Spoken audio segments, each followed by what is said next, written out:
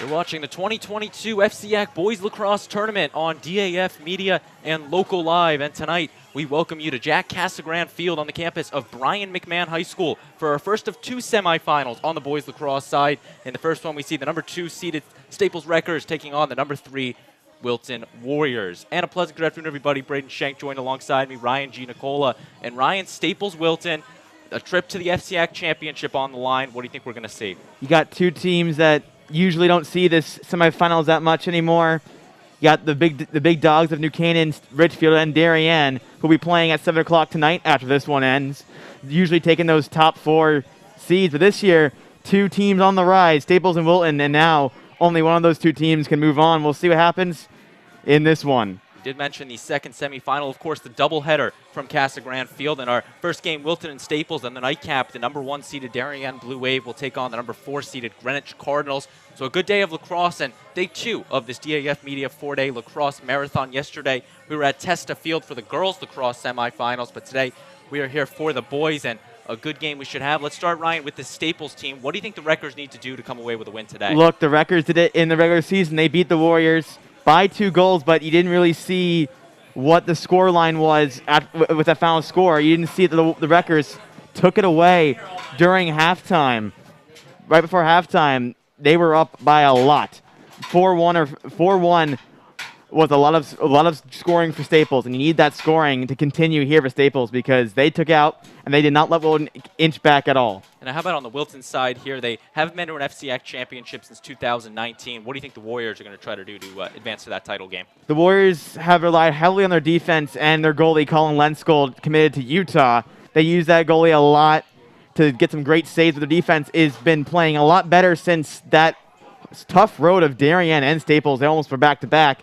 They've been playing a lot better, and their play shows it, and let's see what they can do tonight against the Wreckers. You brought up that stretch that Wilton played. They went 12-3 on the regular season. They lost to Chaminade, New York, then lost to Staples and Darien. That was all over a stretch of 5 games, so a rough stretch of 5 games. But since that Darien loss, Wilton has won, what's that, 2, 4, 6, 8 in a row for the Wilton Warriors. So, Ryan, Wilton has momentum coming into this one, and it's just a matter of can they carry that over and try to advance to Thursday's FCIAC championship game. Yeah, momentum is a big thing, and this Warrior team has looked better than almost ever. Especially that game against Greenwich was a huge game, a pivotal one to see who was going to be the 4 seed and who was going to be actually who would be the 5 seed, who would be the 3 seed, and that game turned into a Wilton blowout, which no one was really expecting. Yeah, you brought that up, and we're now going to take a look at our bracket of this FCIAC tournament. You see in the quarterfinals, Darien took down Fairfield Ludlow 16-3, Richfield and Greenwich, a great game in which the Cardinals won 10-9. And then you brought up the Wilton New Canaan score, and Staples St. Joe's rounding it out. So that is your FCIAC boys lacrosse bracket for this year. We're now going to send you down to the PA announcer with the starting lineups in this one. Number 8, Connor Flanagan. Number 14, Spencer Liston. Number 20 is Caleb Rath. Number 22, Michael Wall. Number 29, Charles Johnson. Number 32, Jacob Sommer. Number 35, Nathaniel Rath. And number 44, Andre Waste. Wilton is coached by Steve Persall. Let's meet your host, Staples Wreckers. Number 1, Tyler Clark. Number 21, Charlie Howard. Number 22, Ryan Thompson. Number 24, Andrew O'Loughlin. Number 42, Gabriel Chinitz. Number 44 is Joshua Marcus.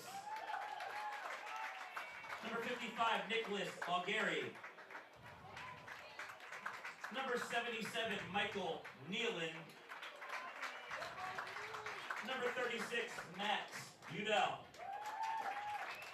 And number 10, Henry Dodge.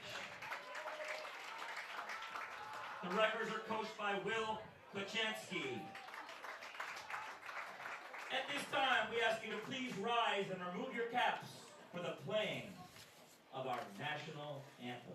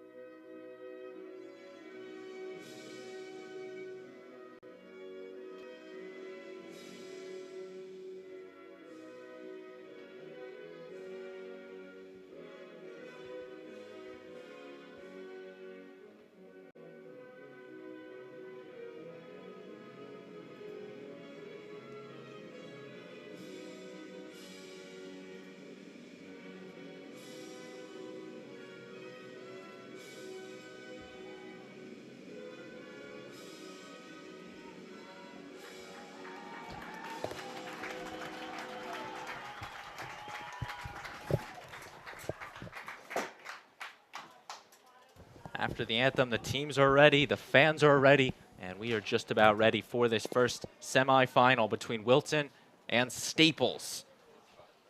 And Ryan, any differentiating factors we should be aware of in this one? It's a factor of goals.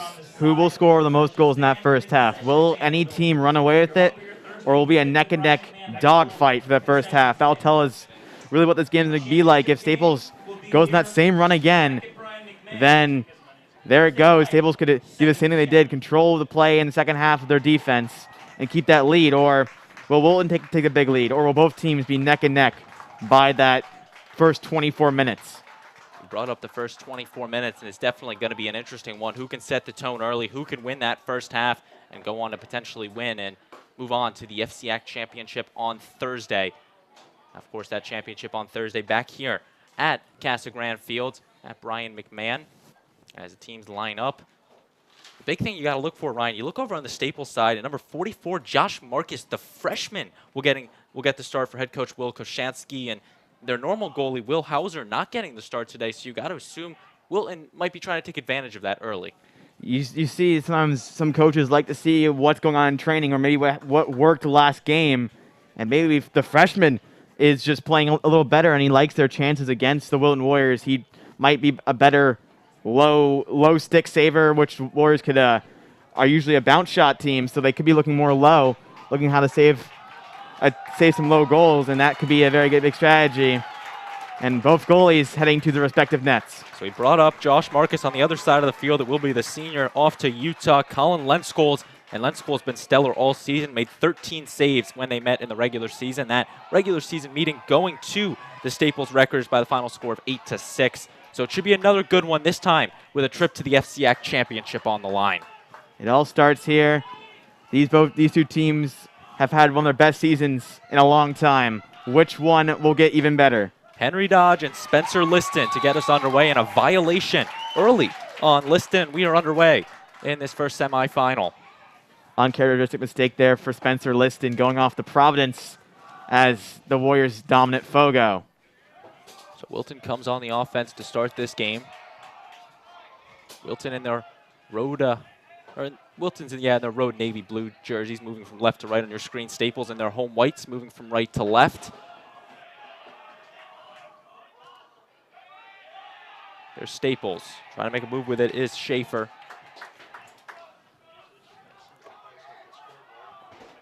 Warriors, the Wreckers rather, going to move it around. Howard.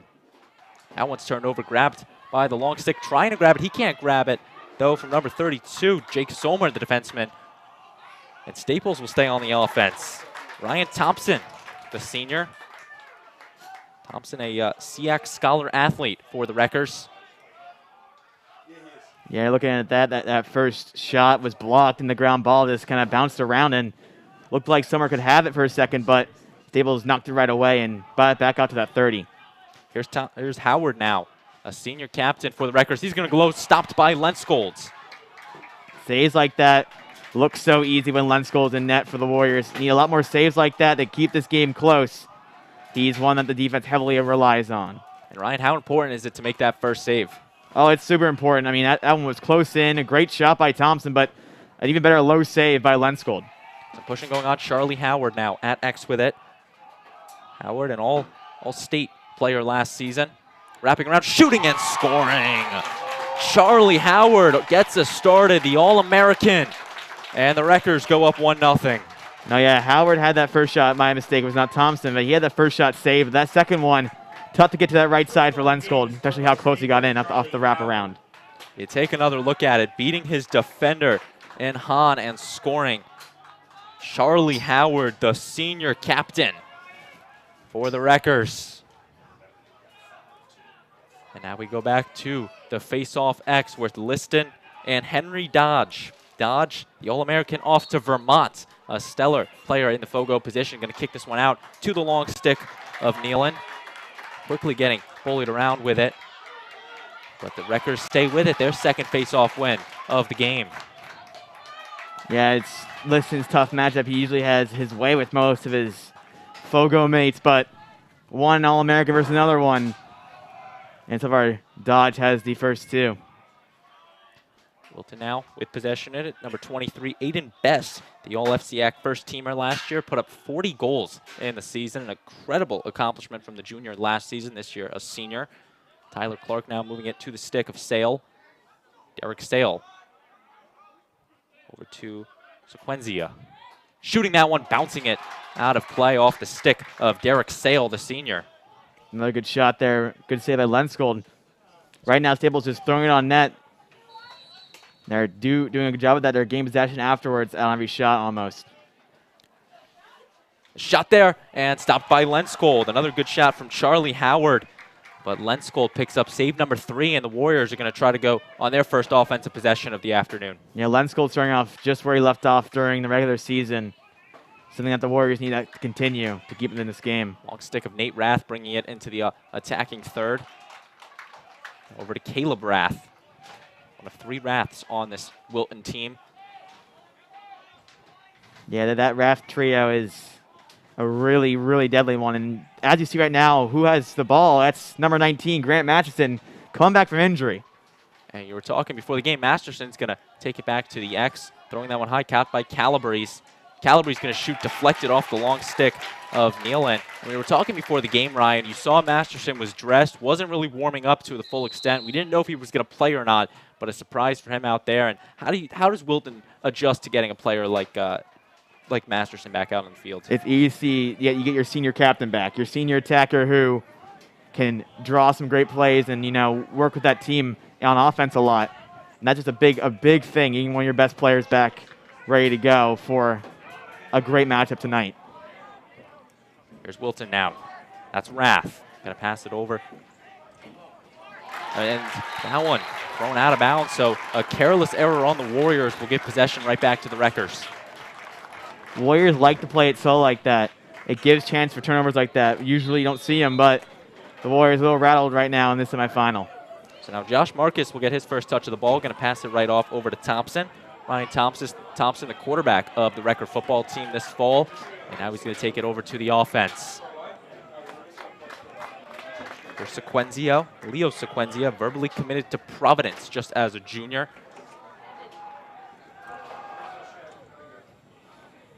A team that did make the college lacrosse tournament. Friars, did not know that, Ryan. Guess you're our college lacrosse expert now as well. Not an expert, but I do like to look at everything like that because so many players from the FCIAC for both girls and boys lacrosse go on to play college at D1 level. That shot was from Thompson. Here's Tyler Clark. He's off to Army to play lacrosse just as a junior. So he's still got another fall with the Wreckers, another spring rather. Udell's going to turn that one over to the stick of number 10, George Hahn. Hahn had 2 goals against New Canaan in the quarterfinal. He's going to get it over to the offense with Jake Somer, the captain. Quick transition from the Warriors. Your Warriors like to slow it down a lot of times. You don't see that quick counterattack that much unless it is super wide open, which in this case, the Staples did a great job getting back on defense. And that's something we've seen from Wilton. They take it into the offensive zone with the speed, then slow it down, try to set something up. Caleb Rath getting double team, going to dump this one off to Calabrese. Calabrese tripping on it, stays with the pass to Masterson. Fellow senior captain to another one. Masterson shoots and scores. Welcome back, Grant Masterson, in a big way in this FCIAC semifinal. He finds the first goal for the Warriors and puts this game level at 1. Grant Masterson, the future Army West Point bound senior for Wilton, opens the scoring for the Warriors. And we are knotted up at 1. Both teams playing really well right now. It's day one's game so far. And that's another thing. You got to look at Josh Marcus, the freshman, still looking for that first save in this one. And if you're Lenskold, you already have 3. The good news for the freshman goalkeeper, that was your first real test. Though it didn't go well, your Wreckers have been just playing mostly in the Woolens defensive zone. Violation on Liston once again, so the Wreckers will get, and thankfully for Liston, it's there. So now Staples going to stay on the offense.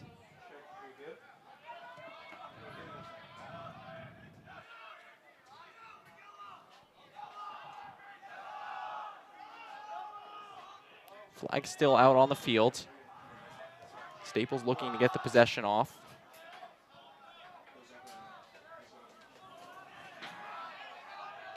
Slowing it down is Sale. Passed low. Trying to cut that one over, touched by Lenskold, and it will stop play. The Staples Wreckers.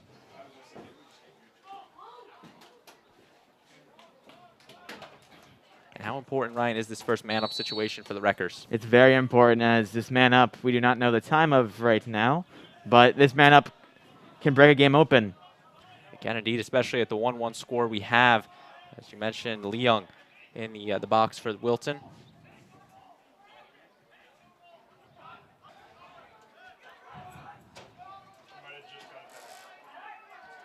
Shot there, stopped by Lenskold.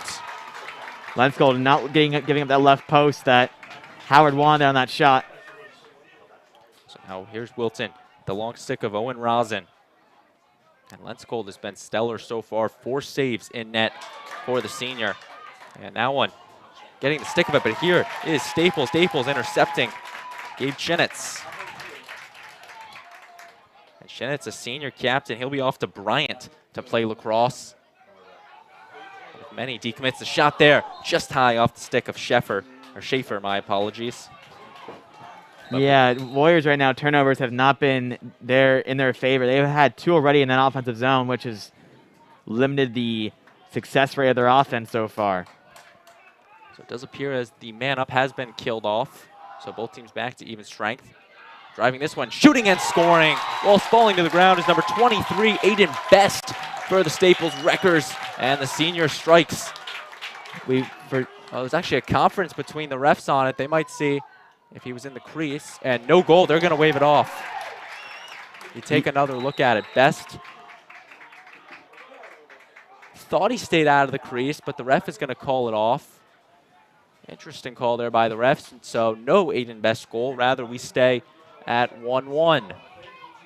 Might have been a lucky break there for Lenskold, who you said had been great the entire time. As we see this ride here by Staples was great, but Wiseman able to tiptoe around that midfield line and bring up for the Warriors. Sean Wiseman, the senior, off to St. Lawrence for lacrosse, setting the Warriors up on offense now. Masterson over to Calabrese. He's going to rifle the shot just out of play. Might have skimmed the stick of Josh Marcus. Calabrese loves that long shot. He can generate so much power. So the defenders of Staples had to give some good guarding outside on Calabrese especially. Graham Masterson getting a little bit physical on it, pushing out Thompson. Trying the cutting. Wiseman just overshoots him. Nice recovery, though, from Ben Calabrese to stay with the Warriors. Almost a third turnover, which has not made Coach Pearsall any happier as they're on the offensive cleanliness so far for the Warriors. Graham Masterson trying to get past Schaefer. Makes a nice spin move. Dumping this one off to X. A risky bounce pass. They're going to keep it moving now. The shot is in. And that is number 29, Charlie Johnson, the junior. And Wilton takes the lead. I have to correct that one. It was Caleb Rath, I think, actually, with the shot there from outside, number 20. I guess you're right, not a 29, a 20 rather, but nonetheless, the Warriors go up 2-1. They don't care. They probably don't care who scored it. They just know they scored it, which is big for the Warriors, as that's their first lead, a lead that they not see in the regular season first half game. I mean, to be fair, Ryan, these numbers are still easier to see than the Wilton girls lacrosse numbers. And I still found a way to mess them up. But the face-off win will go to Wilton, their first of the afternoon. It took the 5th attempt, but now here is Spencer Liston. Liston scored just 18 seconds into the New Canaan game, the quarterfinal, and he gets it to Calabrese. You don't see that too much. Liston usually will dump it off and run to the sideline, but when he sees an opening, he will not hesitate to take it at all, and that time it worked out in his favor as he got the goal. Wilton now trying to get something going. They've scored the last 2 goals in this one. It was Masterson and Caleb Rath. 2 minutes left in the opening quarter. Wiseman cutting in. Wiseman shot stopped by Marcus. And for Josh Marcus, the freshman, his first save in this semifinal, but the possession stays with the Warriors. Giller going to throw it down lower, and an easy stop by Marcus. Trying to find Wall on that left post, but the run-in by Wiseman there was a lot more dangerous than expected, and there's flags on Calabrese right now. So flags have been thrown. Staples might get their second attempt at a man-up. They were unable to convert on the first one. But it was kind of dangerous as Chinitz for Staples lost his stick in the middle there on that last drive by Wiseman, but great save to get him out. Marcus bailed him out there with a great save on Wiseman. So possession will stay with the Staples Wreckers as number 22, Michael Wall, will head to the penalty box. And Staples now looking to capitalize on this one and knot us up at 2. 0 for 1 on the first one. Schaefer now over to the stick of Rothenberg. That's Gavin Rothenberg, the junior, left-handed stick. Number 22, Thompson now. Thompson's going to rifle a shot just out of play. And they're going to call it in favor of Wilton. They're going to say it's a touch on Staples. So a call going in favor of the Warriors. And that's a big one, Ryan, right there. It is a big one. When you're a man down, you want any chance to get out of that defensive zone as fast as you can. So Staples now trying to play aggressive with it. And the timeout taken by head coach Steve Pearsall, and a beautifully placed timeout right as the ball fell out of the stick of Owen Rosen. So Wilton will take the timeout in this one. 57 seconds left to go in this opening quarter. And what do you think Wilton's going to do down a man for the next 30 seconds or so, we'll call it? What do you think the Warriors are going to do? The Warriors are going to do what they always do. Play it slow, get it past that 30, and then take their time to find a way either to score with the man down or wait for that man to come right back running on and then really play their offense from there. But on that last call, the ref made a mistake. He didn't see that number 6, Tommy McKiernan, was in front of the ex-player for the Wreckers. So 2-1 our score in favor of the Wilton Warriors. We're going to take a short break on the DAF Media Network. You are watching the DAF Media Network in conjunction with Local Live, and we'll be right back.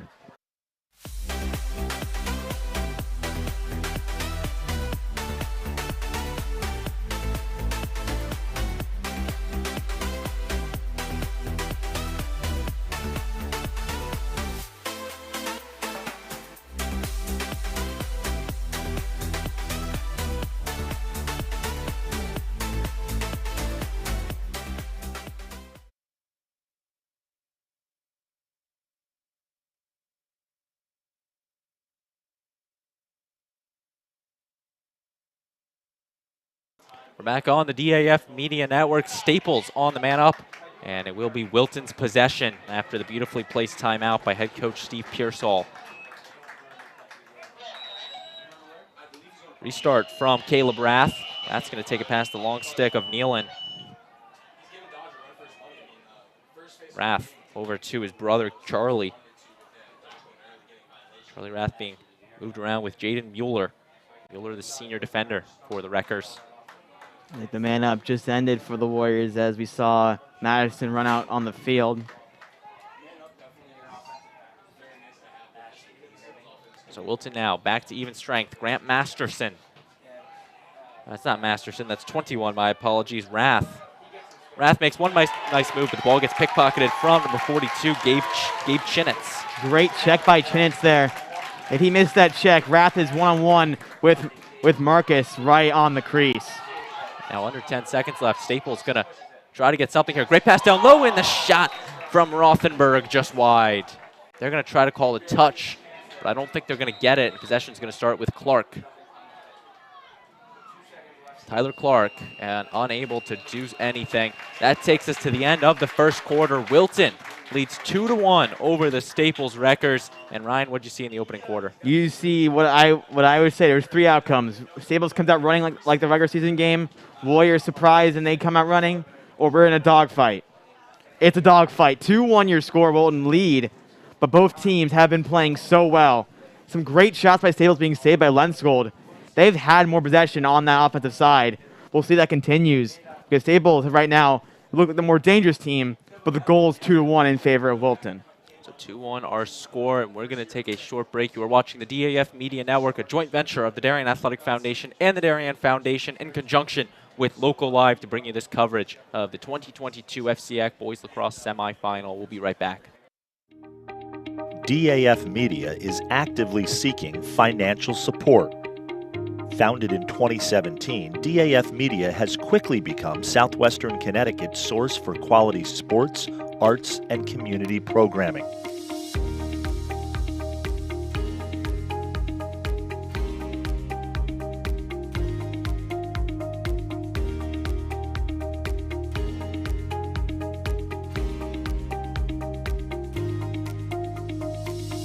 If you like what you see on the DAF Media Network and want to help us continue to deliver high-quality broadcasts while teaching lifelong STEM, communication, organization, and leadership skills, please email us at sponsor@dafmedia.org.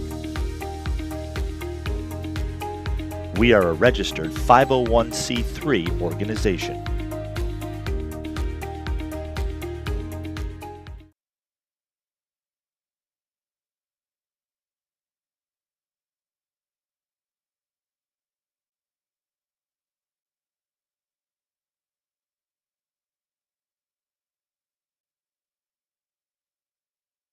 We're back on the DAF Media Network. 2-1 our score in favor of the Wilton Warriors. The teams will take the field, and a penalty to start up the half on number 21 of Wilton and Charlie Rath. I guess there was a flag to end the quarter, but Staples will go up on the man up for the third time in this one, looking to capitalize. And Ryan, the past two has not been successful. What do you think Staples is going to do to try to change that and get a capitalization? Staples have gotten shots on net on these man-ups, but maybe it's a little bit too early because Lenskold is a good goalkeeper. You need to find that right shot to beat him. The last two, one was a turnover, and the second one was a shot saved by Lenskold. Is third time a charm for Staples. So Staples now on the restart. The teams will switch sides. Staples in their home white jerseys with the blue numbering. Wilton in the navy blues with the white numbering.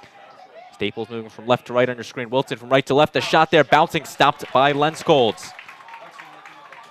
Maybe again a little too early. That was a tough shot from the corner. Lenskold got down for the low one, looking for that left post, but another save, and now Warriors can break out. The long stick of Pearsall. Wilton trying to get into transition. The next long stick of Sommer.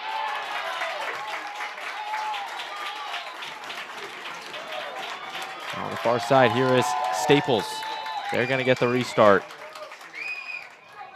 The ride of Staples has been really, really good. It's hard when you're in a long stick to keep that ball in your pull, and it shows there as Staples knocks it away from Sommer. Here's Staples moving it around. Charlie Howard over to Clark. Great pass down low, cutting, and stopped by Lenskold. Rebound grabbed by Howard. The shot there and rifling it in is Ryan Thompson. And we are tied up at 2. A great initial save there by Lenskold, but an even a better shot, a long one out for Thompson, who rifles it home and ties this one right back up. Ryan Thompson, I'm getting him and Charlie Howard mixed up because Howard gets the rebound, throws it over to Thompson, and we are tied up at 2. And Ryan, we were talking about it, Staples needed to capitalize on that man up, and they did just that. The third time is a charm for the Staples Wreckers. Yeah, that man up really helped out, and this is the interesting thing to see here. You have Jake Sommer for the Warriors taking this face-off. Long stick of Sommer, unable to win it as the Wreckers will pick up their 6th face-off win of. And a timeout taken by head coach Koshansky and Staples. And Ryan, what do you think is being said in both teams' huddles? First, we'll start with Wilton. What do you think head coach Pearsall is telling his guys? He's saying, look, now you're back to full strength to start the second half. The second half started with a goal, but you're down 1. Now your time to start in the second half. On the other opposition bench, you're saying, look, we scored a goal. How do we keep this momentum train rolling in our favor back towards Westport to see if they can keep scoring? Now, we got to look at the stat that's really been a distinction of this game. And you look at the face-offs. Staples has won 6 of the 7 face-offs in this one. Liston has committed 2 violations on it. What has gone wrong so far for the Warriors at the face-off act? Liston usually does not do this usually for the Warriors, but that's fair play to number 10 in Dodge, who's been dominating. They tried to put a long stick against him for that face-off, and didn't work too well. Went right back to Staples, so might have to go back to Liston or find someone else to beat him, because right now Staples have been dominating possession, and without possession, you can't score goals. So 2-2 our score. The teams will take the field. Wilton trotting back out, and so is Staples as we are in this second quarter. Well, we have a quick second. I'm going to give a shout out to our DAF Media production crew, all Darien High School student volunteers, bringing you the sights and sounds in this one. Connor Sini, Cole Murphy, Colin Moody, Cooper Kelly, then up top, Adam Nelson, the DAF Media Advisor, Damian Andrew, Braden Shank, and Ryan Giannicola with you. So glad you could be with us. Ryan taking the trip all the way from Wilton here in Norwalk, Connecticut, and Brien McMahon. We thank you for taking the trip and bringing your insights to this boys lacrosse semifinal. You're very welcome. I love being here. Love seeing these two teams play because it's going to be a great one, and it's been one so far. And it has indeed. The restart from Schaefer. Mason Schaefer, the senior. Staples. They're moving it. Much quicker paced offense here. Charlie Howard, 1 goal to his name. That one dumped off to Schaefer. Now to the stick of Thompson. Sequenzia. And miscommunication on that one past the stick of Best. Tried to throw a shoulder at it to box out, unable to. And now Howard's going to get it for the Wreckers to Thompson. That dynamic duo. And the shot from Schaefer stopped by Lenskold. And the rebound stopped once again from Lenskold. Lenskold is playing the game of his Wilton career right now. Those are 2 very tough saves and 2 that he made. Colin Lenskold, the 3-star recruit to Utah senior. And even 6 saves for him on the ball game. And we are tied up at 2. Big part to him. A turnover picked up by the long stick of Nick Agari. And Agari's going to now put it into the transition of Charlie Howard. The Warriors have turnover 3 times this game in their own offensive half, and that is not a good look if you want to keep possession. Long stick of Flanagan trying to knock it loose, and he will do just that. A great job by this Wilton defense to play the tight D and force the turnover on the Wreckers. Turnover on that one side, you got to get right back on defense quickly, and that's what Flanagan did, and pushed him behind X and knocked it away out of bounds. Jake Sommer committed to Notre Dame to play lacrosse, 3-star recruits. So great football running back in the fall. And his sister Mia Sommer, a staple for the Wilton girls lacrosse team rather. Ben Calabrese. Yeah, Mia Sommer, Jake's sister, plays varsity on every sport she can. Not summer, fall, winter, and spring. I think the summers are one time to relax, Ryan. Oh my, yes. I love a little break after a great season at Wilton. If I remember correctly, she's just a freshman too. Oh, she is just a freshman. Shot there wide from Masterson. Possession staying with the Warriors thanks to Charlie Rath. Rath had a goal against the Staples Wreckers in the regular season. And Caleb Rath is the Rath brother on the stat sheet. So his brothers Nate and Charlie, not yet there, but maybe they will be by the end of the game. Calabrese. taking his time, bringing Mueller out. Mueller, a soccer player for the Wreckers in the fall, gets this one to go out of play, staying with Wilton. Looks like Calgary's supposed to want to get a shot on because he saw he's being collapsed by 2 long sticks. Get a shot on and hope that your X-Man can back it up, and that's what Johnson did for the Warriors there. Moving it around now, number 21, Charlie Howard. Off to Boston University, the 3-star recruit. He's going to be playing for the Terriers. The shot there just wide from Masterson. Another really good team in college lacrosse. I'm actually just realizing, I think I got my teams mixed up, but that was actually Charlie Rath, Wilton's number 21. The white and the blue is getting me mixed up here, Ryan. Tell me about it. And that one, grabbed by Masterson. Staples' defense really pushing out on those 2 players in Rath and Madison. They like to start from their offense, but Staples making it different, making them try to take more runs in instead of just passing it around and looking for the cut. Here's Wilton now, number 29, and Charlie Johnson. And that one is in. A big goal from Johnson and the Warriors, and they're going to bow down to Johnson. A fadeaway shot. You don't usually see those too much. It looks like just one from basketball, but this time Johnson with the nice shot there, beating the goalkeeper. Shoots that one just past by Marcus, and a great goal from Johnson, and Wilton regains the lead. Liston's back in on that Fogo circle. Let's see if he gets better luck in this one. Liston avoids the violation, and he will pick up the ground ball. Only Wilton's second face-off win of the afternoon, but they're going to look to convert it to some offense. Great job by the long stick of Sommer to get it into the transition. Sommer an all-FCIAC and all-stater last season for boys lacrosse. Sommer has been relied on heavily, which you don't usually see too much for the Warriors, to get it across that 30. A lot of the passing options at midfield have been locked down by the great midfield trio of Staples. Here's the Wilton Warriors with it. Charlie Rath being given quite some room from Jaden Mueller. He knows he can't shoot from that far away. You never know. Here's Rath now. Going to pass it off to Calabrese. Calabrese going to shoot. Stopped by the big spoon of Josh Marcus. Second save of the night for him. Again, just a freshman starting right now for the Wreckers. Here's now Staples with it, number 22, Ryan Thompson. The shot there, bouncing it just out of play off the stick of Clark, and it's going to stay with Staples. It was a shot that number 11, Gavin Rothenberg, was trying to finish. No, that's the first really quick play we've seen by any team. They like to really slow it down. That was the first counterattack opportunity there for either side. Here's now number 23 for the Wreckers, Aiden Best. Best committed to Lafayette to play lacrosse. Don't know, Ryan, if you have a fun fact on Lafayette and their men's lacrosse team. I do not. Lafayette's another good school. A lot of these Northeast schools, sadly, I don't have a stat on them. Actually, not even sure if I know where Lafayette is. Probably down south, I guess. That's Pennsylvania. You're a wasn't anywhere close. A little north than down south. I'm just going to stick to the FCIAC here, maybe not go past that, as Tyler Clark now with it. It's actually quite embarrassing now that I think about that. Yeah, Lafayette, Lehigh, the two L's, the two rivals in Pittsburgh, in Pennsylvania. I almost said Pittsburgh. That's a city in Pennsylvania, but not the state name.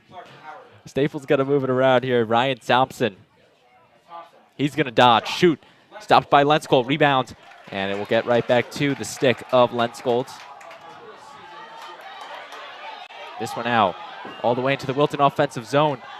Still on the ground ball dumped into the zone from Wall, actually.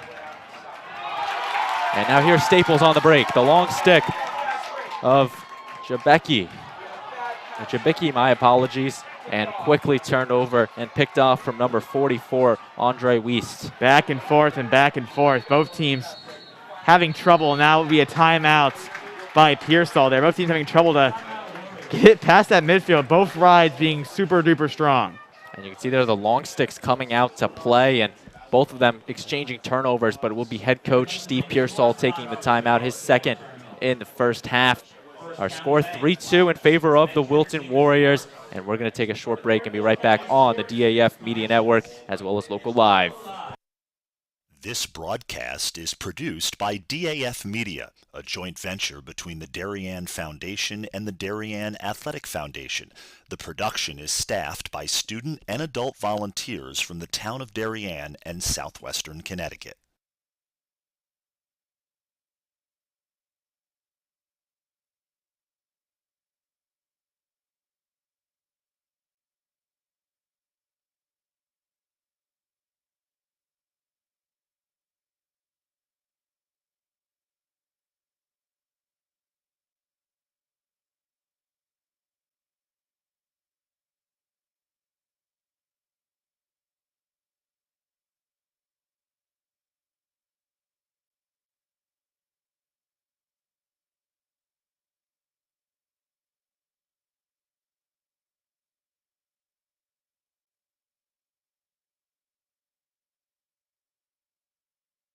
Back on the DAF Media Network and here at Jack Casagrande Field on the campus of Brien McMahon High School. The beautiful Brien McMahon High School, the neutral site for this FCIAC semifinal and the entire FCIAC Boys Lacrosse Tournament. The championship back here Thursday night between the winner of tonight's semifinals.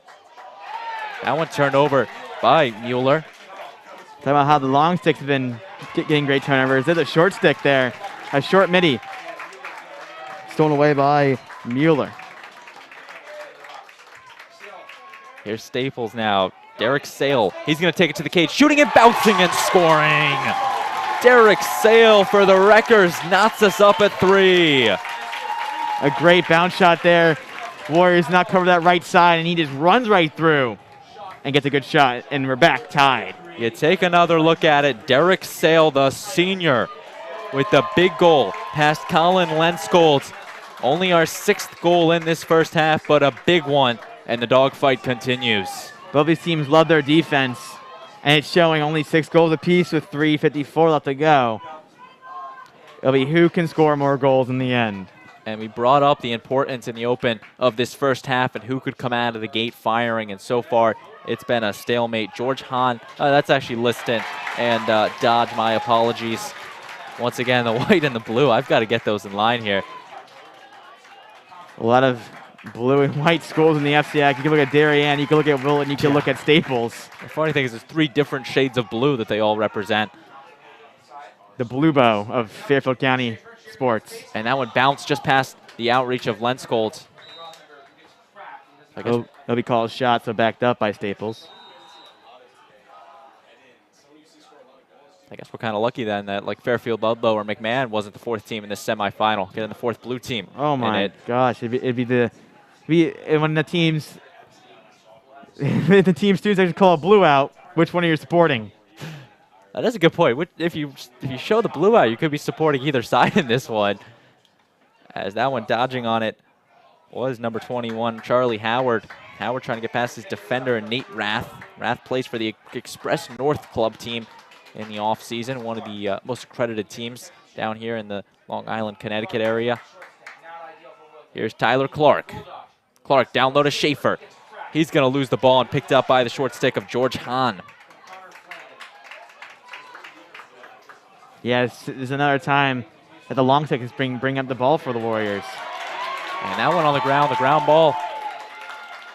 Picked up by number 77, Michael Nealon, and he's going to now go on the break to number 42, Gabe Chinitz. Quickly pickpocketed. Another long stick, and Andre Wiest, the big turnover from Wiest. The rides by these two teams have just been so great. Shot just a bit high off the stick of number 29, Charlie Johnson. Johnson had the most recent goal for Wilton. Make it 3-2, and was looking to pick up another one. Johnson had a great goal in the New Canaan game behind the back goal at Tom Futani Field in Wilton, but he got that nice fadeaway goal today. Shot there, stopped by Marcus. Josh Marcus got off to the slow start, but has now made 4 saves in this game. And he's got a check there, no call, but it gets right back to the stick of Josh Marcus. And you got to assume, Ryan, he's just a freshman, so the future is looking really bright for head coach Koshansky and Staples. No, this team is young for Staples, a team that has not found lacrosse dominance in a while. That one's saved. It'll just be handed off to Lenskold. And I mean, you bring up it's a young team. I mean, they have 22 seniors on this roster. They got Marcus, who's the only freshman on this team, and he's playing potentially the most critical role for the Wreckers this afternoon. He is the last line of defense. If the ball goes in or out, one of the most important positions in such an important game. He's played great so far for Staples. Both goalies on their A+ games right now. I mean, I'm not sure if he's the second or third string, but Staples has Will Hauser as well as Scott Kasowski, who is a junior, and Marcus is the one that ends up getting the start for head coach Koshansky. But now Wilton going to move it around. Under a minute left in the opening half. Let's see what happens here. Do the Warriors try to take this time down and keep it tied at halftime, or do they get a quicker shot? Surprise defense. We'll find out what these last 40 seconds hold. No shot clock, so Wilton not in any rush, just the game clock. Nice move off the pick. Taking it inside, shooting, stopped by Marcus. Falling on the ground was number 29, Charlie Johnson. Staples have some time to work, about 25 seconds. And that one on the ground picked up by Calabrese. Great transition from him. He's going to throw it down low. Johnson now, one-on-one. Taking it, shooting it, scoring. Charlie Johnson taking it to the house. And Wilton tacks another one on before the half. That's a big, big play. Because Staples had that chance with the 25 seconds left to go to really get in their offense in enough time to get a goal and get that lead. But Calabrese on the right there at midfield just played it so well and boxed out. It boxed out Sale there. And then Pat Johnson, he just ran it all the way through and a one-on-one with the goalkeeper. Nealon tried to make the last-second push to no avail. 16 seconds left, and Charlie Johnson makes it 4-3 Wilton. This could be one of the most important faceoffs right here. And the faceoff taken by number 10, Henry Dodge, just dominating it, trying to get it to the quick offense. Dodge won 69% of his faceoffs last season just as a junior. And the timeout will be taken by head coach Koshansky and Staples, their final timeout. You got to assume with 6.6 seconds left, they're going to drop a final play in this one, Ryan. You got to drop a final play here. You got to take a shot. That's the one thing. We saw it when Staples had it at the last second. They about 4 seconds behind the cage. And they didn't pass it into the front or even took a shot, a wraparound chance. So Staples need to find a shot here because no matter what, it misses, so what? There's no chance to counterattack for the Warriors. And how about on the Warriors team here? What do you think their plan of attack is going to be coming out of this huddle? Get in front of any shooter you see, no matter how far out they are. Because a long shot we've seen it in this game, a great shot there by Ryan Thompson, who leveled the game up at two apiece. We let back in that first half, a great long shot. Get anywhere. It's going to start around that left side of 30, I think. That's what the timeout was called. So you'll see it not behind the cage. We'll figure out what they have. 6.6 left in the opening half. Wilton with the 1-goal lead. It will be Staple possession coming out of the timeout. The Wreckers looking to just tack one on, go into the halftime huddle with a tie under their belts. But definitely a crucial moment right here and a defining moment. There's a difference between going into that huddle as a tie and a 1-goal difference. There is. A tie would make those negatives seem a little bit less negative. But being down, you have to fix something. But both these teams have played such an even game. Though it's a one-goal score lead for the Warriors, does not show how close this has been. Sequenzia with the quick restart down low. Clark trying to rifle it to Schaefer. The grab up the shot, scoring is number 21, Charlie Howard. Right as time expires, both referees give it to him, and Charlie Howard beats the buzzer to knot us up at 4. Yes. The long shot, I said it, gotta get on everyone. First pass was bounced around the middle. No one got out to find Howard, and he just rifled it home.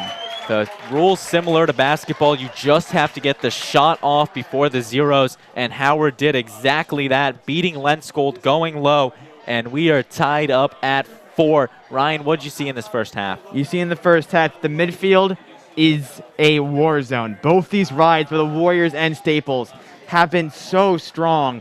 A lot of turnovers you've seen. Who will stop doing those turnovers? Who will get in the offense possession quicker? And who will have more goals? That's the big key I see here. It's so even. One little tiny mistake could open the game up for one of the sides. This game has been back and forth all night, all afternoon, and it definitely will not disappoint in this second half. 4-4 our score heading into halftime. You are watching the DAF Media Network in conjunction with Local Live, and when we return, we have the second half in this first semifinal.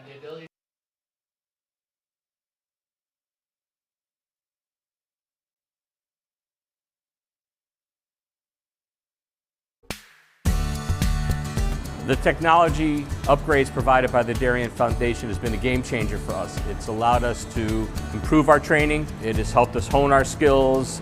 Thanks to our partnership with the Darien Foundation, who's provided all this technology and several grants throughout the years, we're able to continue to be prepared to respond whenever you need it. I'd like to thank the Darien Foundation for their continued support. They've been a wonderful partner, and they've taken this vision that we've had for this property and make it a reality. Thanks to the Darien Foundation, we have this amazing new van, and we are so excited about it and what it'll do for the community. This is going to be a real improvement in the services we provide.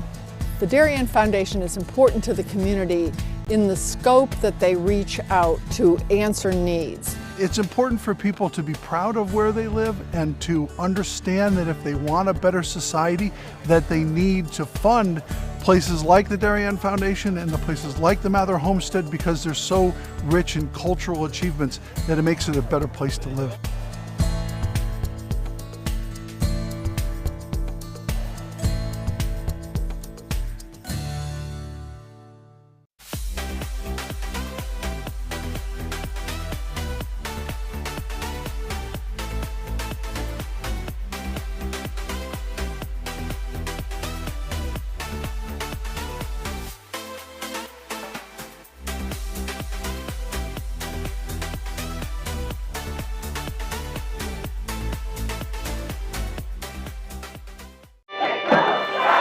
Celebrating and supporting Darien athletes. That is a simple mission of the Darien Athletic Foundation. Broadcasting live from the field, DAF Media covers 125 games a year. All Darien teams, our youth, in our town, on our fields. Fields like the Center Oval and Upper Oval turfs, the JV softball field, and Stadium East, the longest turf in New England. All made possible by the Darien Athletic Foundation and its generous founders and donors. The Darien Athletic Foundation is not just committed to building our town's athletic infrastructure, it's improving the civic infrastructure for everyone to enjoy. The multimedia scoreboard, the snack bar pavilion, and the stadium lights, a $750,000 investment that makes Darien High School just the second school in Connecticut with LED lights. The Darien Athletic Foundation board is made up of local parents who know just how quickly it goes by. Its archives of more than 60,000 photos capture those precious moments of our young athletes as they strive to be their very best. The Darien Athletic Foundation has raised almost $9.5 million for our town and its kids, and it's not stopping there, as it continues to build a legacy for our youth as bright as their future, both on and off the field.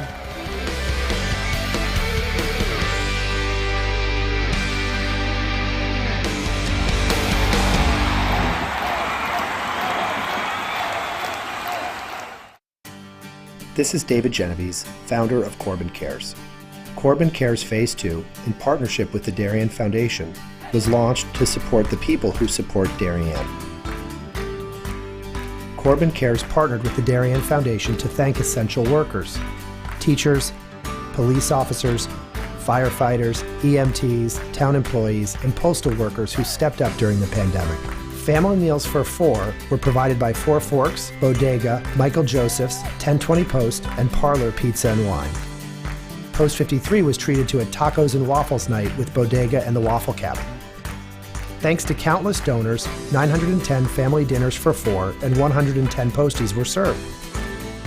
And the Corbin Cares office was flooded with notes, emails, and letters of gratitude. Thanks to the essential workers and generous donors, you are all that make this community great.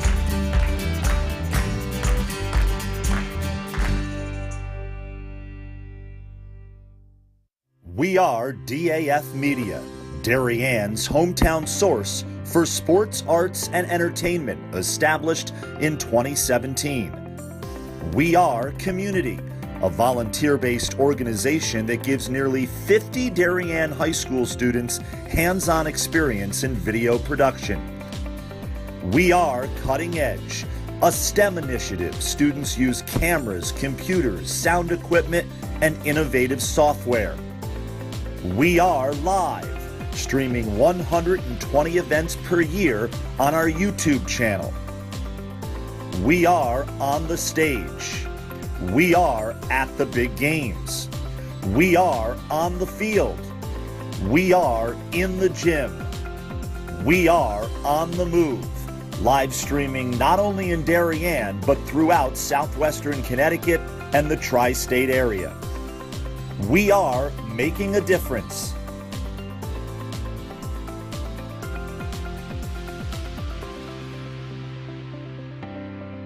We are DAF Media.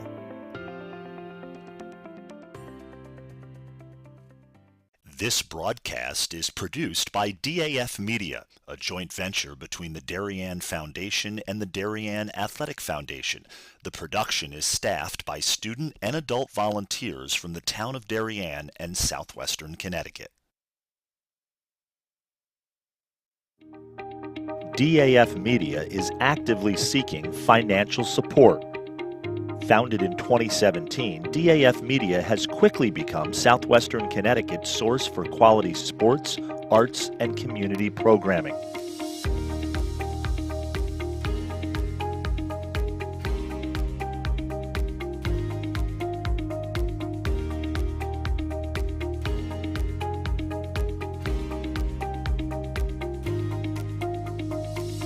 If you like what you see on the DAF Media Network and want to help us continue to deliver high-quality broadcasts while teaching lifelong STEM, communication, organization, and leadership skills, please email us at sponsor@dafmedia.org. We are a registered 501c3 organization.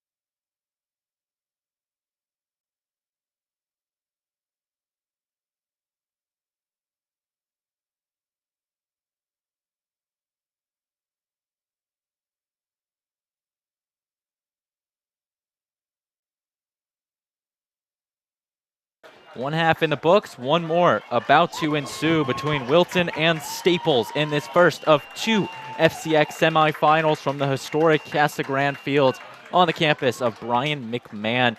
Braden Shank and Ryan Giannicola with you. So glad you could be with us and spending your Tuesday night with us at DAF Media or Local Live, wherever you are watching us from. 4-4 our score. Our scoring summary in the first half for Staples.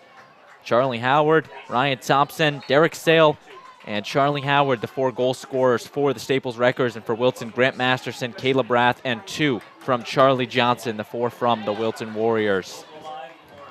Flanagan, a great job with that long stick to control it off the face-off. Something the Warriors not win too many of in the first half. Here's Wilton now coming out of the gate, firing with some speed in them. Lee Young going to hand it off to number 29, Charlie Johnson. Johnson scored the last 2 goals for the Warriors. Both teams know it. It's 0-0 right now. There's 4 goals for each team, but those both cancel out. And all they want is a lead to start the second half. 19, Grant Masterson, back from an injury, had 2 goals against Fairfield Prep in one of the last games he played earlier this season.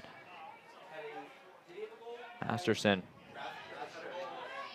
dodging his way, getting past his defenders, off the deflection of number 24, Andrew O'Loughlin. Andrew O'Loughlin, my apologies. Here's number 5, Mueller. Over to Clark. Tyler Clark had the team's leader in assists last season with 33. He now gets it over to his captain, Charlie Howard. And Howard, only one of 8 players in Staples Wreckers boys lacrosse history to have 100 career goals. So he is the guy you want to go to in these big clutch situations. Yeah, experience means everything in these big stakes, especially with a game so close where one shot could change it all. Here's Best now making a move to the cage, going to retreat it to Clark behind the net. Clark, a nice spin move. Still staying with it. The Staples have had more possession on their offensive side. It all starts from that face-off circle where Henry Dodge has had his way with the Warriors. And Dodge is talented. The shot there stopped by Lenskold and the post. Possession going to Wilton. That's another big thing for the Warriors. They would not be in this game without the big spoon of Lenskold. That is a great point, Ryan. That is his 8th save in this one. And, I mean, especially when you look at the face-off numbers, Wilton's only won 3 face-offs, so it's all been Lenskold stopping Staples and transitioning it to the offense. Yeah, so far in the second half, it's early, but it's 1-0 Wilton. That was not cleanly won either. It had to go down to the long stick of Flanagan, but with that advantage for the Wreckers, it's very, very promising in that second half. They keep it going. Passing it over to Rath. That's Sylvester, Dave Sylvester, the junior. Newly into the game for the second half for Wilton. Once again, Wilton in their road blue jerseys, the 3 seed. Staples in their home whites, the number 2 seed in this tournament.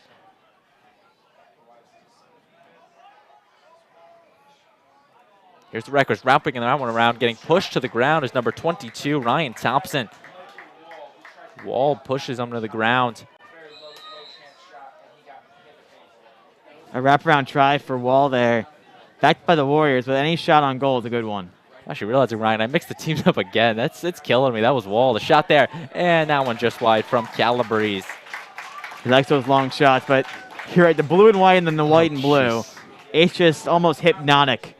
We still got 20 minutes. I'll get it right before the end of the game. Here's number 22 for Wilton in Michael Wall. Dangerous pass. Rath, right over to Rath. That's actually Johnson, 29. The Warriors will do that with their numbers. So similar body shapes for both Rath and Johnson, and very, very close numbers. And they're both great lacrosse players. Down low to Sylvester. Keeping it moving now over to Wall. Here's Calabrese.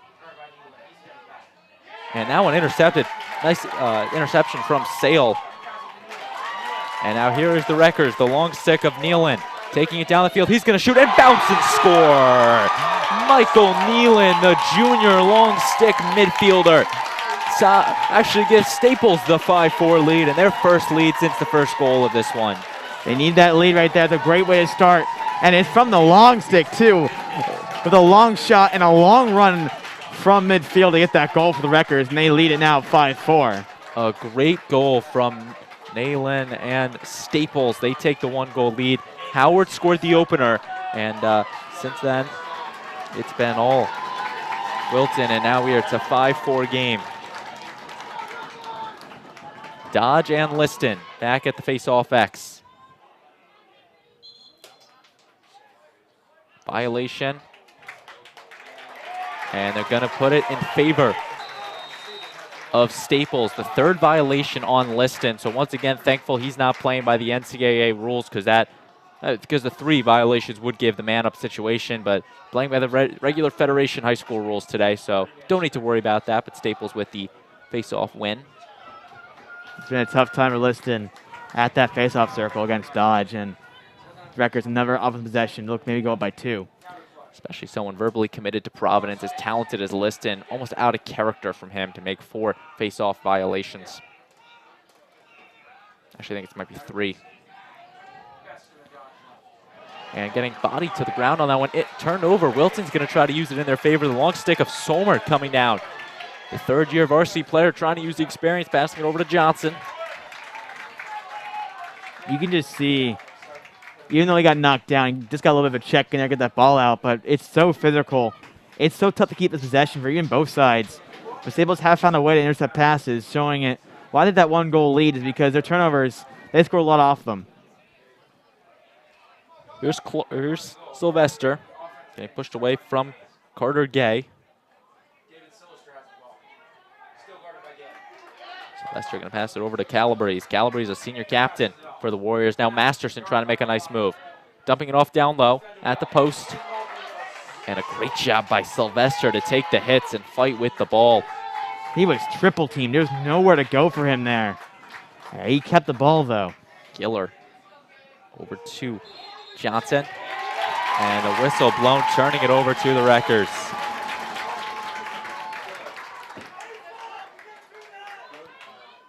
Staples now, quick restart. Number 22, Ryan Thompson. Third-year varsity player, all FCIAC second-teamer last season. Warriors have not had one good shot on goal so far in the second half, which has been tough. The shot there, stopped by Lenskold. He can't find it, but the long stick of number 44. And Andre Weiss assisting Lenskold to finish the save. And that one turned over on the ground. Long stick of Chinitz going to pick it up. Gabe Chinitz, the senior defender. The Warriors had a tough time being in sync with some of those passes. We saw it in the first half sometimes. Nice move from Schaefer. Scored versus Wilton in the regular season. Mason Schaefer, he's continuing with the ball. Past Flanagan. Dumping this one off to Clark at X. Clark looking to make a move. He almost. Wieston, Lenskold in the net. Slowing it down. 5 minutes left in the third quarter. Weiss going to make a move. Clark going to try to wrap around. Dump it around. Incomplete. Was looking for Rothenberg. And now here comes Wilton and number 10, George Hahn. Hahn scored 2 against the Rams in the quarterfinals. If Rothenberg got that pass, he was in such a dangerous area to where it would have been almost a guaranteed goal for the Wreckers. And it was just a bad pass, or not a bad pass, but a miscommunication from Clark and Rothenberg. But you do bring up a good point that it would have been looking good for the Wreckers if they could convert the pass. It was super close to that pass. It just missed. Maybe the pass a little bit too high for number 11 there for the Wreckers. Number 12 now, Wiseman. Gonna dodge, shoot, and score! Sean Wiseman, the senior, off to St. Lawrence, knots us up at 5. A good shot there. Back to 0-0. There's never been a team that has hauled a 2-goal lead in this game. And will continue there as Wiseman will put it back for the Warriors. I was just going to bring that up, Ryan. Staples scored the first one, then Wilton, then Staples, then Wilton, then Staples, and back and forth for all 10 of our goals in this one. And it has just been a dogfight all afternoon, and it continues. Dodge and Liston back at the face-off X. These face-offs, as the time winds down, the score is so close, it can become more and more important. And that one knocked up, picked up by Sommer. And only Wilton's 4th face-off win, but definitely an important one for them. They need anyone they can get at that offensive circle. Dodge has looked so impeccable. He really has. And especially just throughout his entire high school career, a senior once again won 69% of his faceoffs last season. Don't have the stat for this year, but it's definitely close to that. Seems like it must be, because he's going against one of the best in FCIAC and making it look easy. Wilton, number 21 with it is Rath, Charlie Rath, junior right-handed. Pass it off to Wall behind the net. Down low, completed to Masterson. Masterson jumping and scoring! The acrobatic goal from Grant Masterson, and Wilton takes the lead right back. What a shot from Grant Masterson, a jumping one. They have felt his presence back on the field. He has scored 2 for the Warriors, and that one more important than the first, as he puts them up 6-5. Grant Masterson with the goal, and Wilton takes the lead right back. 2 unanswered goals, one from Sean Wiseman, the next from Grant Masterson. And he truly is a presence on the field. He can make a shot wherever, whenever. Scored the first one and the most recent one for Wilton. And now with 3:25 left in the third quarter, it's going to be Dodge and Liston's turn at the face-off X. Will Sibbles win it back and get an answer to keep this flip-flopping nature of this game alive, or can Wilton maybe win this one and get 2 in a row? Still made at the X. This one punched out. Still on the ground. The long stick of Nealon going to try to pick it up. And it's going to be Wilton that grabs it. Spencer Liston, the Fogo, gets his own ground ball. And Liston never in this position going this deep. And he finally passed it away. A great job by the Warriors to win that face-off. First time in this game they've won 2 in a row. That's definitely something big, and they've only won 5 as a team in the first 3 quarters, so they're second in a row. Definitely looking to ride that momentum. As now number 21, Charlie Rath, going to touch it. Had 2 goals against New Canaan in the quarterfinal on Saturday. High pass, still grabbed by Wiseman. The passes from Wilton has not been as crisp as Coach Pearsall would like it, but some now being saved by some great acrobatic plays, including that one by Wiseman. Here's Charlie Rath. Pass over to Wiseman. Once again, chaotic, but recovered. Johnson over to Rath. Here's Wiseman. He's going to take his turn. And a low pass, hustling for it, is Wall. And he can't recover as the long stick of Gary is going to grab it. He's going to take a blow. High pass over to his fellow. Long stick just over Sales. Chinitz, and the turnover going in Wilton's favor. Both teams are turning it over here. The pass is not perfect by either side. It just shows how these two teams are just right in your grill. Every pass, the rides of each team have been so amazing. We're seeing it right now from Gebecki there.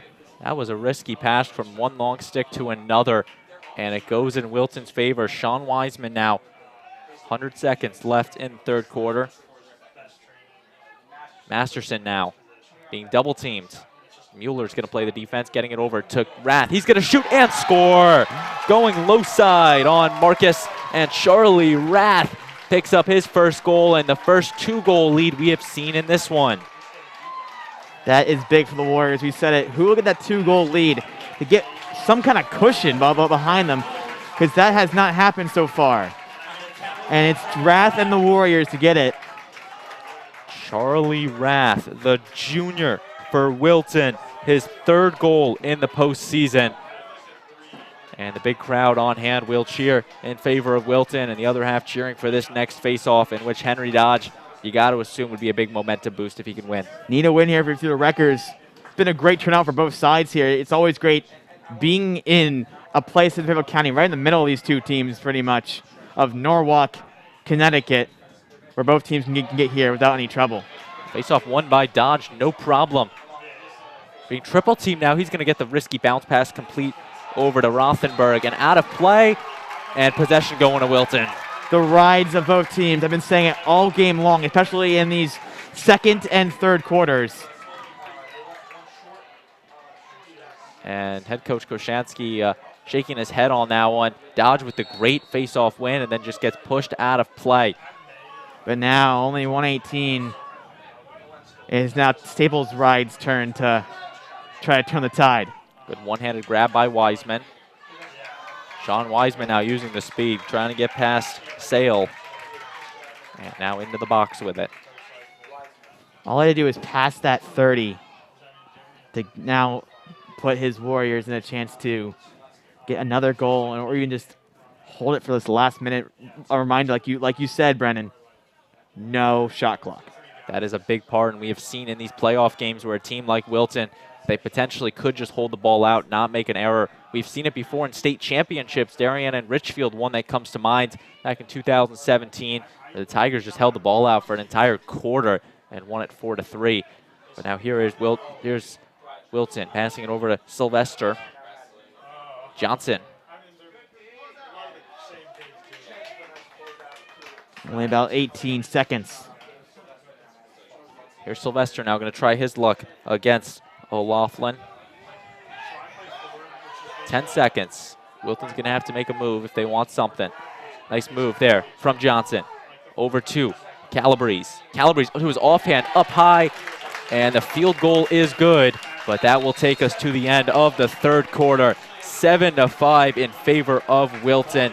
Ryan, let's start with Staples here. What do the Wreckers need to do to come out firing in this fourth quarter and try to win this game? We said that Staples had a great advantage with those face-offs. It has not come to fruition in the second half. Liston has done a better job at corralling them for his team, getting more possessions. You saw more of it on the offensive side for Wilton here. Staples need to get back into their group of face-offs because when they were dominating them, you saw most of the play was on Wilton's defense. And down 2 now, goals need to start coming quick for the Wreckers. And how about on the Wilton side, what do they need to do to keep the pedal on the metal, if you will, and try to win this game? The last 5 minutes have all been the Warriors in this game right now. Gotta keep doing what you're doing. One thing, it's not been perfect, though. Both teams have not played perfect. As you see, it was such a close game. And one thing that the Warriors need to look at is their passing. Their passing has not been their strong suit in this game. The Staples Wreckers have been doing a great job at pressuring them and getting some turnovers. And if you want to hold a lead, the one thing you can't do is turn the ball over in dangerous situations. It's going to be an interesting one. 12 more minutes up on the scoreboard. 7-5 in favor of Wilton. I'm going to give another shout-out to our DAF Media production crew. All student volunteers bringing you the sights and sounds in this one. Connor Sini, Cole Murphy, Colin Moody, Cooper Kelly, Adam Nelson up top, our advisor Damian Andrew overseeing this entire operation. You are watching the DAF Media Network, a joint venture of the Darien Athletic Foundation and the Darien Foundation in conjunction with Local Live to bring you this live coverage of the 2022 FCIAC Boys Lacrosse Semifinals from Casagrande Fields. And it's getting very loud here. Both teams' respective fans know that this is the end of the game. One team moves on, one waits for States. This place is packed. Both fan bases, Darien and Greenwich, now in the house. And it is going to be an exciting final 12 minutes. Liston and Dodge. This one over to the restraining line. The long stick of Nealon's going to pick it up and just pass it back to Marcus. There you need it for Staples, a win on the face-off circle and possession, and they have it right now. Staples looking to get something on the board. Here's number 24, O'Loughlin, getting pushed out by Best. And now Best with it over to Howard. And one thing is for sure, this is the last time that these two teams will meet up, as one team's in Class L and one team's in Class M. And that shot out of play. You brought up the different classes in states. Of course, only the Class S, M, and L3 for boys lacrosse. Staples, the second team in L. I believe Wilton towards the top of Class M. So they both will be playing at home for the first couple rounds in the state tournaments. That might be meeting at Sacred Heart on the same day in different tournaments, of course, as the turnover to Somer. Somer getting sandwiched between two players, helmet to helmet, no call. And the pass over to Flanagan. It appears that Somer is okay. The ref's letting him play on, and Ryan, you got to assume that's the only thing the refs can do right now. Yeah, play on. You can't have a penalty dictate an end of a game.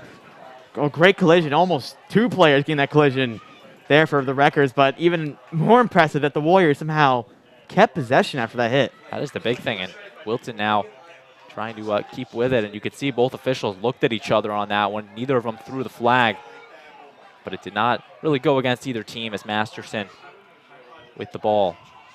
Grant Masterson going to pass it out to X. Wall trying to stay out of the crease. That pass his defender, wrapping around, shooting it just wide. And that one will go over the Wilton bench.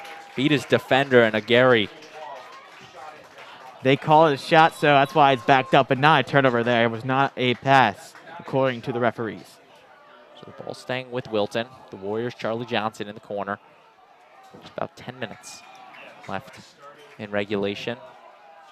Braden Shank and Ryan Giannicola with you. So glad you could be with us, spending your Tuesday night on DAF or Local Live. Wilton.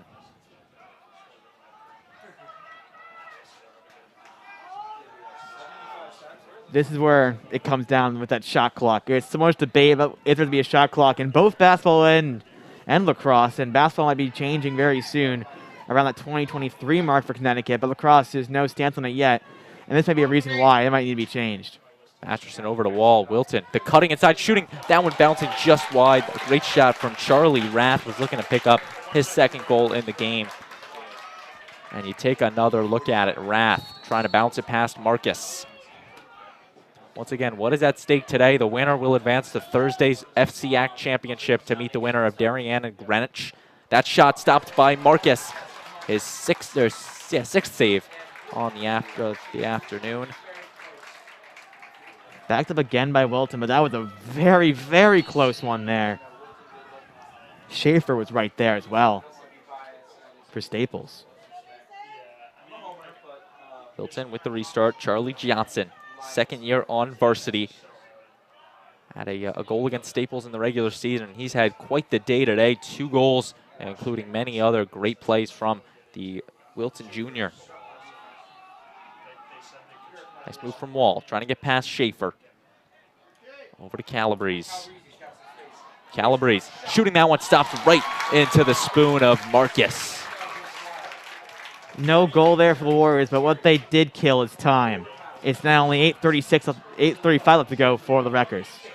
That's the big thing right here, that time is working against Staples and working in favor of the Wilton Warriors. Low pass completed to number 7, Sequenzia. Leo Sequenzia, the junior, had 10 goals last season, really just not been effective in this one, and kind of a shocker for head coach Will Koshensky and Staples. Yeah, the Warriors play a zone defense, so there's always a man in the vicinity, and maybe they could be playing a target zone, making sure that he does not have a chance to go off for the Wreckers. Here's Staples now slowing it down. They do still have about 8 minutes left to play. Number 20, Carter Gay, scored 3 goals last year as a sophomore, now a junior. Howard, that's Thompson. He's going to bounce. Shot just wide of Lenskold over to Darien in that corner. The Blue Wave getting ready to take on Greenwich at 7 o'clock. That game can be seen on DAF and Local Live. It's nice to see that one seed where you can dictate when you play, yes, and most of the times you want that second game so you can even watch some of the first one. Down low, trying to fight through it, gaining on the ground. That is number 23, Best, getting sandwiched, and Wilton is going to now get it out. That is George Hahn on the transition. A big scrum win there for the Warriors. Back on offense, and time could keep dwindling. And it will do just that. Wall going to pass it over to Wiseman.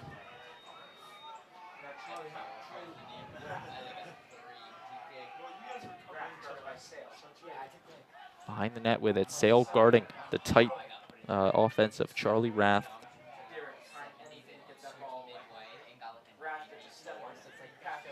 Wilton just going to keep it moving. And Ryan, do you think Wilton's looking for a shot right here? They are. Pearsall wants a big lead. Down the low, stopped by Marcus. And that ball is at the back of the net. From our angle, it looked like it might have chipped in. But Marcus picks up the save, his 8th on the game. And Go ahead. Marcus is keeping Staples into this game. I didn't mean to cut you off on that one. Sorry, Ryan. No problem. It deserves a weight with that call there, as a great save by by Marcus, because that one was so close, and they don't want to go down 3. They're still at 2 because of that great save. Behind the net with it, Best. Over to Thompson. The shot, and that's in! Charlie Howard with the goal, bouncing it in, and Staples is staying alive. And it all comes down to the play before. Amazing save by Joshua Marcus. Keeps the game at 2, but that score is changing as a great shot there by Charlie Howard, and it's back to a 1-goal game with only 6:06 left to go. So Charlie Howard with the goal for Staples. Once again, even our graphics coordinator getting the blue and the white mixed up. But Charlie Howard with the goal for Staples, and it is a 1-goal game. And the Staples fans alive again.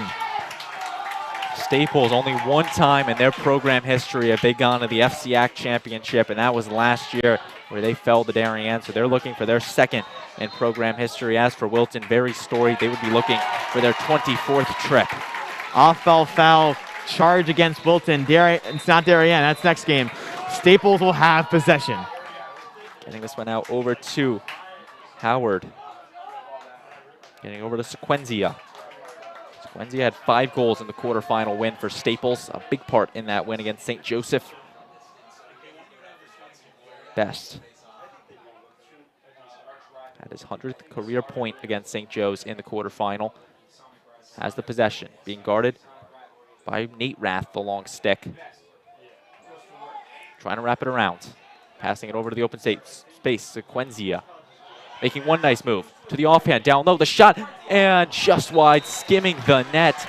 And the possession going to Wilton. Thompson thought he might have kept it with Staples, and instead Wilton now with it. That's the second time in this game that Tom McKiernan has been behind the net and getting possession for the Warriors on those backup opportunities for Staples. You mentioned McKiernan, a great job, very underrated player for Wilton, the junior. And he keeps it with Wilton, potentially one of the bigger possessions. Still 5 minutes left in regulation.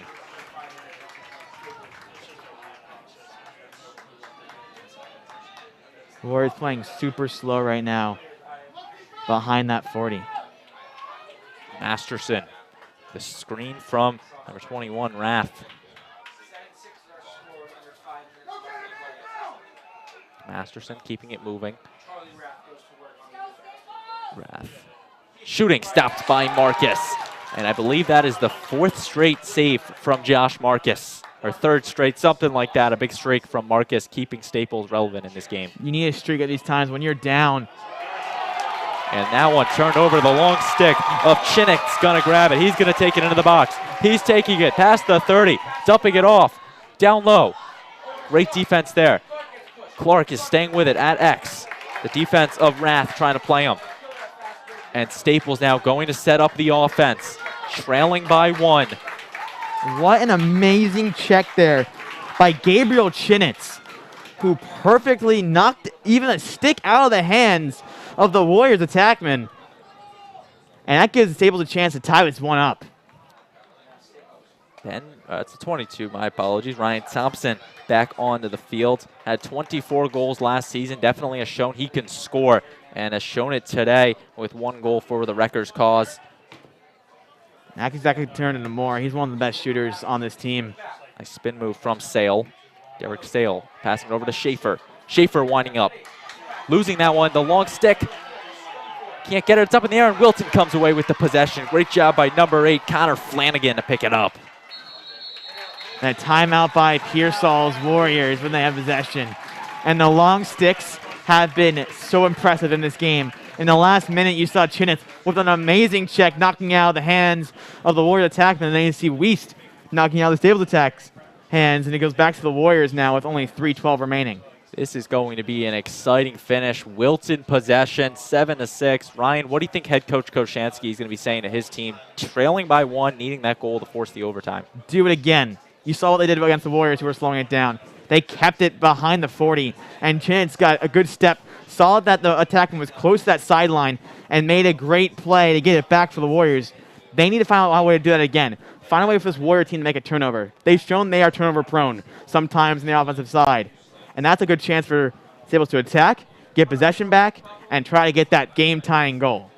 7-6, our score in favor of the Wilton Warriors. You are watching the DAF Media Network in conjunction with Local Live. Braden Shank and Ryan Giannicola with you. So glad you can be with us. The first of 2 semifinals. Once again, the winner of this has a date with the winner of Darien and Greenwich. That is the nightcap tonight. from Casagrande Field on the campus of Brien McMahon. Now Staples breaking their huddle. The Wreckers need 1 goal to potentially force an overtime and keep their FCIAC season alive. Wilton, you just need to run that clock off. 3:12, all that remains of regulation. You're right. 3:12 won't end it. It might not. You never know. There's a lot of things you can do in 3 minutes in this world, and if you're Staples, you want to score a goal in the 3 minutes and 12 seconds. It's very possible. They have had some great shots today. This game is a far, far away from over. Both sides now on their feet. The student section from Staples, the section from Wilton. A little late, the Wilton student section, but they did make it all the way to Norwalk. And now Wiseman going to play some mind games with his defender, O'Loughlin. O'Loughlin throwing the long stick. Staples might be playing a little bit more aggressive, trying to force the turnover, but not too aggressive that they draw the flag. But also, playing aggressive is a great way to get the ball back, but it opens seams. Wilton wouldn't mind getting 2 goals up. It's actually probably the goal for Wilton right here. If you get the opportunity, shoot it, but if not, hold on to it. Rath over 2. His teammate here getting it to Masterson. Masterson passes defender Nealon. Grant Masterson trying to make his way to the cage. Nealon pushing him out. High pass completed to Wall.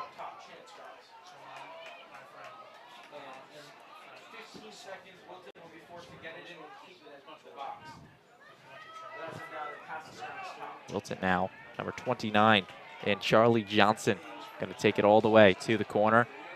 Wilton almost being forced to keep it in the box. As we see Johnson, and they now are forced to keep it in the box. Of course, no shot clock, but this is one of the consolations, Ryan. So I believe it's the 30-yard line that Wilton needs to keep it in, and Staples is trying to push him out of it. And now the box is a big factor.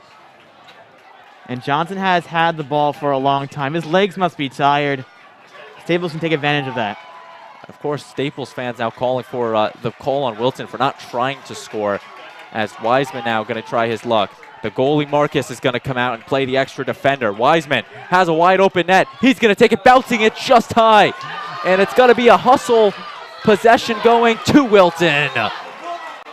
That one was a risky shot and an absolute sprint to the corner despite the efforts from Nealon and Thompson. And the timeout will be taken by Will Koshansky. Wiseman had a wide open net, Ryan, and just bounced it past the net. And you got to assume he's going to be disappointed with himself on that one. Yeah, that open net, that extra defender there for the Staples is needed, but that could have been a big goal for the Warriors, but it just missed. And you saw the hustle from both sides trying to get there. It was so close. Both fan sections wanted to be on their side, but the refs chose Wilton. But it could have gone either way, as both teams were putting their blood, sweat, tears, body on the line for that backup. Yes, indeed. And this game is going to be an interesting finish. A minute 18 left to play. You're taking a look now at the Darien Blue Wave. They are getting ready to take on the Greenwich Cardinals, currently waiting in that end zone. And there is the Greenwich Cardinals waiting up on the hill. Great job by our director, Cole Murphy, to bring you those shots. And that should be an interesting one at 7 o'clock. The winner has a date with the winner of this semifinal, Darien and Staples, and this one can go to anyone. Ryan, Staples is just a turnover and a quick shot away. Wilton is just a goal away from potentially putting this one away. So anything can happen in the next minute and 18, and possession will be staying with the Warriors. It will be. It'll be coming on that left side of the play, around the 10-yard lines where it went out. So this is a good chance for Staples to maybe make it hard for the Warriors to start this off, because it's going to be a dead ball until the whistle's blown. So make it hard for Warriors just to get it going, and that's where you can get your turnover from. The applause ensuing as Staples takes the field. They know they have their backs up against the wall. They need to force the turnover and then score, which no shot clock is going to go against them. Normally it's an 80-second shot clock, which wouldn't really help them in this situation, but still the idea. Actually, no, it would go down to 60 because Wilton stayed with it. So it would have helped Staples in this situation. It would have helped a lot. I mean, it doesn't help now. Like you said, it was 80, but that doesn't matter. It would have helped earlier. So Nealon, and the turnover will be grabbed by number 42, Chinnett. And quickly up in the air. Marcus is going to grab it. He's going to get it right back over to Chinitz. And timeout by head coach Will Koshansky. And if that's what he drew up in the huddle, Ryan, it worked to perfection. You start with the 2 long sticks of Chinitz and Nealon, and you get the turnover. 1:06 left. Staples is going to be going to the cage. What do you think we're going to see here? That was what I was talking about. This dead ball in that corner. It's so hard to run out of there. Rath had nowhere to go. 2 long sticks right on him. And that's where they needed the turnover to come from. And it came right there for the Wreckers. They got it. Almost lost it. They were able to get it right back with the goal. A timeout by Coach Kosansky. And now Staples, with a minute left to go, have the chance to tie it. And it's all up to them. Now you got to assume Staples needs to play the flawless lacrosse here for the final 1:06. They know in their minds they are just 1 goal away from tying this one up, but they're also 1 turnover away from potentially losing this game and getting knocked out of the FCIAC tournament. And how about Wilton? What do you think is going through the players' minds right now of the Wilton Warriors? It's a tough dance to play with a minute to go. You're up by 1, and Staples have to start it all the way from their own side. Do you ride? How hard do you ride? When do you pull it off? How do you play defense in this last minute when you know you're only up by a singular goal and overtime could ensue with a quick shot from Staples? Especially given the fact that they were up by a goal. Wiseman missed the shot. They stayed with the possession out of the reset. They turn it over, and it's really just been a back-and-forth battle all day, and this last 1:06 should not disappoint. 7-6 in favor of Wilton. Possession to start with the Warriors behind the net, and number 22, Ryan Thompson, the senior captain for the Wreckers. The play has been blown in. He's going to get it to the long stick of Nealon. Nealon taking it up the near wing, right back to Thompson. Thompson dodging. Now across the midfield with it. Ryan Thompson into the box. That was perfect by the Wreckers. Thompson right there, getting around the really small right of the Warriors, which is enough and only bled about 10 seconds, giving him enough time to score. Here's Staples, Aiden Best having an opportunity. He's going to shoot and high of the net, staying with the Wreckers thanks to number 21, Charlie Howard. So they do lose a lot of time off the clock, 35 seconds, but it only takes a couple to score. Exactly. Howard on the restart, being guarded tightly by Flanagan. Now Clark.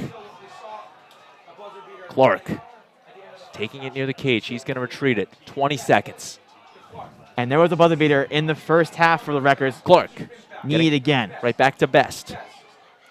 Best trying to make a move, get near the net, shoots it, stopped by Lenskold. The flag has been thrown on Wilton. They call holding there with 9 seconds left. A man-up opportunity for the Wreckers. So the Wreckers will get a man up. You could clearly tell that the shot from Best was trying to basically crawl to the net as he was being hauled back. So a man up for Staples. They've capitalized on 1, but they have 9 seconds to capitalize on this one.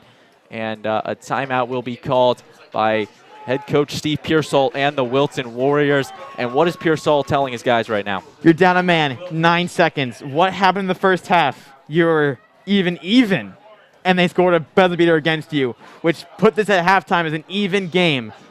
Will we see deja vu be replayed by the Wreckers? Or will the Warriors hold strong for the last 9 seconds? Potentially last 9 seconds. I can't say last 9 seconds of this game because there's no way you can say this game is anywhere close to being over. That's a great point, Ryan. 9 seconds exactly left on the clock. The possession will go to the Staples Wreckers. They will be in a man-up situation because of the hold on Wilton.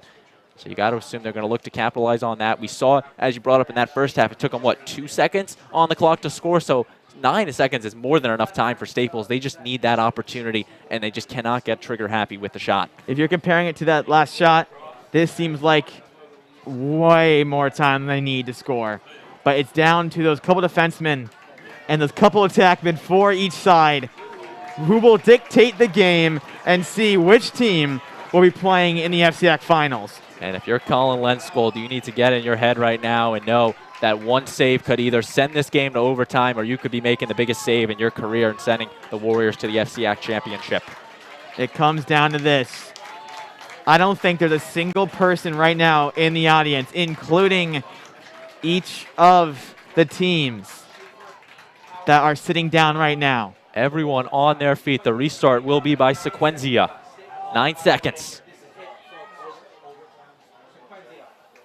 Leo Sequenzia, the junior, gets us started. The whistle's underway. Schaefer now behind the net, right back to Sequenzia. Over to the top to Best. Best is going to rifle a shot, bouncing this one just high, and the clock will expire. Wilton will survive and advance to the FCIAC championship on Thursday. Staples in disbelief. They had the final shot, but the Warriors will prevail.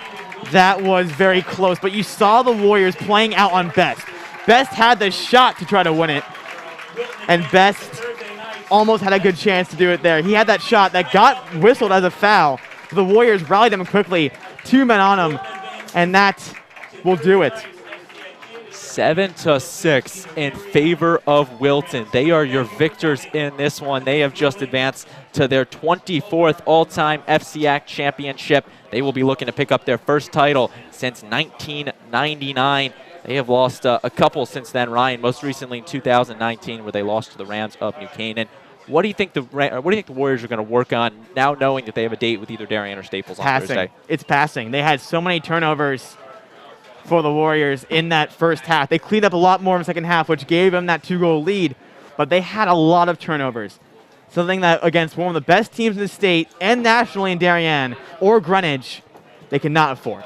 And then how about for Staples? You know, they're going to have to move on to the state tournament with that image playing in their head. Aiden Best at the top with the shot, bouncing it just past Lenskold, and surviving is the Wilton Warriors. How do you think Staples is going to have to adjust from that? You got states. You got games to play. There are games after this one. It's such a close matchup, and you know, if you're playing one of the best teams who you won't see again, this image is the last one you'll see. You won't see this team again in the Warriors. They're in Class M. But one of the best teams in the state, you almost beat them. And you know that you have a chance to run that state. This loss could start a fire that could lead them all the way to Sacred Heart University. It can indeed. And, I mean, you knew that this game was going to be close. 8-6, the regular season meeting between them, but an absolute, I would call it a stellar game we were treated to, Ryan, today. 7-6, Wilton takes it.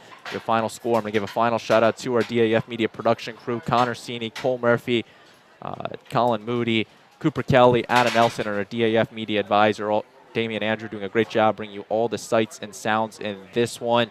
I'm going to give a big thank you to the entire staff here at Brien McMahon High School, the athletic director, Drawn Cross, and everyone else giving us the open arms hospitality here at Brien McMahon. So for our entire production crew, Ryan G. Nicola saying so long from Brien McMahon's Casagrande Field. I've been Braden Shank. Once again, Wilton wins this one 7-6 and will advance to Thursday's FCIAC championship to meet the winner of Darien and Greenwich. That game will be seen on DAF Media and Local Live at 7 o'clock in about 42 minutes after the warm-up is done. Darien and Greenwich, DAF or Local Live, and then we will see you then. And we thank you for watching this production of DAF Media.